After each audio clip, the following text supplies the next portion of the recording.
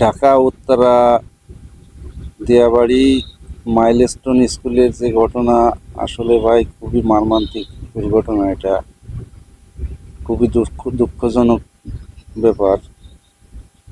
অনেক ছোট ছোট ফুলের মতন জীবন জড়িয়ে গেছে এই দুর্ঘটনায়।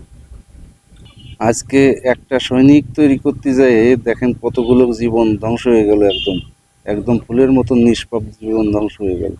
হয়তো এই পাইলটের কোনো ভুল ছিল, না হলে কোনো ইঞ্জিনের কোনো ত্রুটি ছিল। যাই হোক, কোনো না কোনো কারণে হয়তো এই বিমানটা ক্র্যাশ হয়েছে। তবে এই বিমান বাহিনীর এই ট্রেনিং সেন্টার যে এরিয়া, এই এরিয়াটা সরকারের কাছে আকুল আবেদন যে এই এরিয়াটা যেন চেঞ্জ করে, মানুষের বসতি এলাকায় যেন এই ট্রেনিংগুলো না করায়, যাতে করে সামনে আমরা এরকম ধরনের বিপদে আর না পড়ি। সরকারের কাছে বিশেষভাবে অনুরোধ থাকলো। আসলে আমি ওই জায়গায় যাইনি, কিন্তু কিছু কিছু ভিডিও দেখতেছি।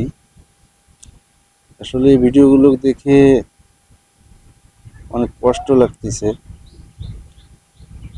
আর বিশেষ করে যাদের বুক খালি হয়েছে, যেসব মা বাবার, তাদের অবস্থা কি একবার একটু চিন্তা করে দেখেন।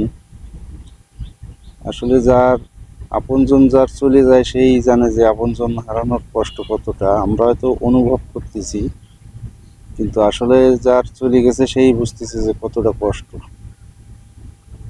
যাই হোক,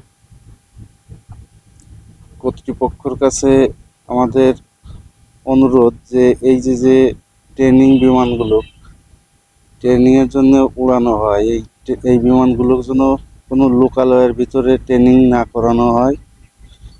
বাংলাদেশে অনেক ফাঁকা জায়গা আছে, এই যে কক্সবাজার, চিটাগাংয়ের এদিকে অনেক ফাঁকা জায়গা আছে। এইসব জায়গায় যেন এই ট্রেনিংগুলো করায়, যাতে করে এইরকম ধরনের দুর্ঘটনা আর না ঘটে, আমরা এইরকম ধরনের দুর্ঘটনার ভিতর না পড়ি। আর সব কথার এক কথা, যেসব বাচ্চারা মারা গেছে, সৃষ্টিকর্তার কাছে কামনা করি তাদের আত্মার শান্তির। আর যারা অসুস্থ আছে, যেসব বাচ্চারা, তারা যেন দ্রুত সুস্থ হয়ে যায়, সেই কামনাই করি। সবাই এই ভিডিওটা বেশি বেশি করে একটু শেয়ার করেন, যাতে সবার সামনে যায়।